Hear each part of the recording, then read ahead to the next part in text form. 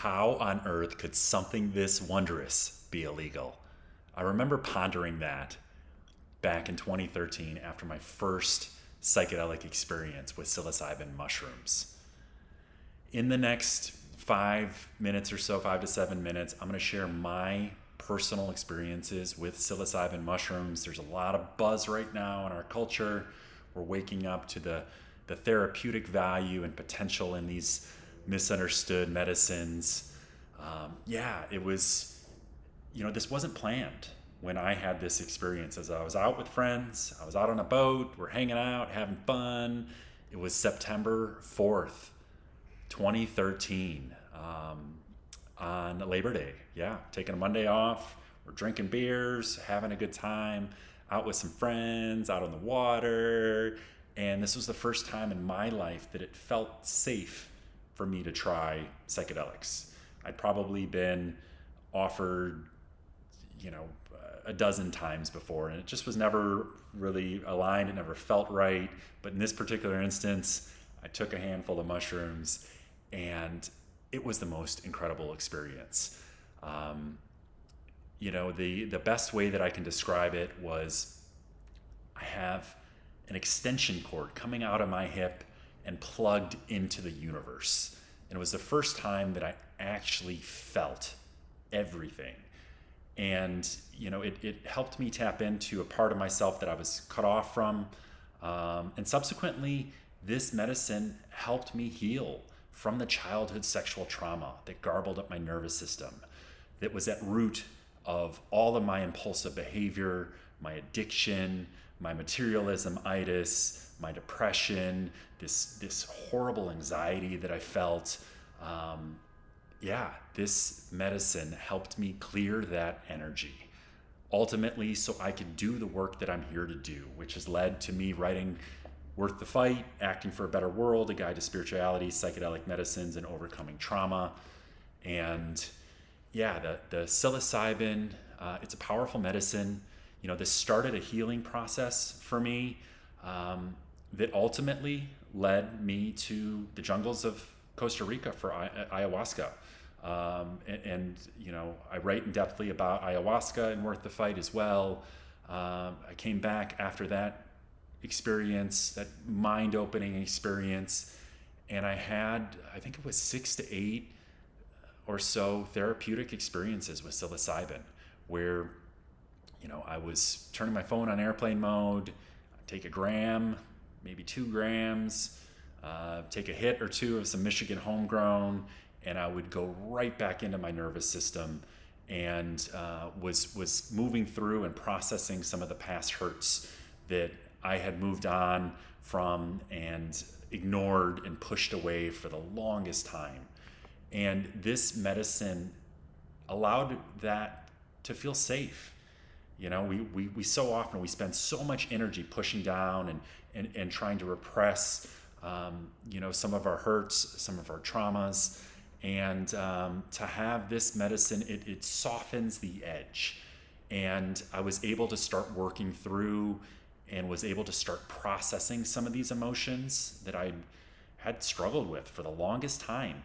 And I saw in direct proportion, a direct correlation, the degree to which I was doing this inner work and processing these emotions were the degree that I was gaining sovereignty and freedom from my fickle mind and impulsive emotions, and from these triggers that were at root for a lot of my impulsive behavior. And the journaling was a huge part of this. I found so much benefit with journaling that I ended up writing a 308-page integration program. And it was so empowering and so cathartic to put pen to paper and to actually be able to move through some of the hurts and some of the traumas and some of the blockages. I know a lot of people are struggling, and this is a medicine that can help. We are in the midst of a fascinating time right now where there's a shift in the narrative around psychedelics. They're being rebranded in real time. And, these are not, something that we do to drop out of society and go join a hippie commune. And I mean, people are going to do what they're going to do, but people are using these to be healthy, happy, and strong, and to do the work that they're here to do. Just a few weeks ago, Colorado decriminalized all plant medicines, following up Oregon's brave initiative in the 2020 election. So we've got 2 of our 50 states have done this. For me, I think of things in terms of the herd effect. If we had 50 cows out in a field and 2 of them started wandering over here together and they were really enthused and really excited, guess what? The other 48 will soon follow. And I think that will happen in the next few years, the next decade. We're going to see a massive shift in how we're approaching mental health. And these playful little mushrooms can help. Can help people heal, help people let go, help people tap in to their truth. And the peak experience has been something that has meant so much to me. Again, I had that 6 to 8 journeys back in 2015 where I turned my phone on airplane mode and go within, and was able to let go and able to process some of these emotions. A deeply cathartic experience. A few years back, I've shifted my focus towards microdosing.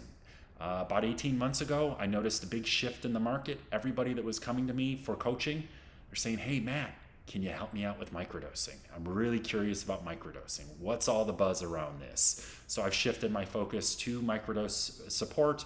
And that's where, I've been hosting these magic and microdosing masterminds. I have another one starting January 10th. Super excited. I'm going to be sharing more about that in the coming weeks. And if you're interested in finding out more, please DM me. Feel free to reach out.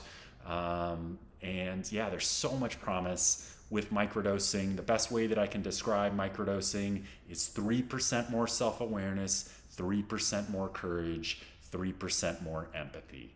We're very local. We're very in our body. We're doing all those things while microdosing. We're going to work, we're going to the gym, we're hanging out with friends and family, we're walking the dog, we're doing all the things just slightly elevated.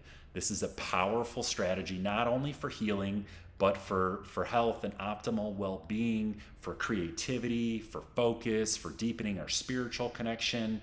There's so much goodness that comes from these playful little mushrooms.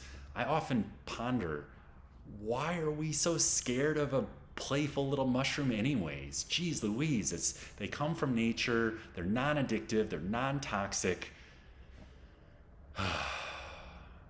Yeah. So again, this is my open share about how psilocybin mushrooms have helped me go from a point where I had crippling anxiety, depression, low energy. I was drinking a lot. I had a really hard time with impulsive behavior. I couldn't stay on track. My focus was shoddy. I had brain fog. And I don't have any of those things right now. And these medicines have helped me reclaim my sovereignty so I can be healthy, happy, and strong and do the work that I'm here to do. So much love to you all. Peace.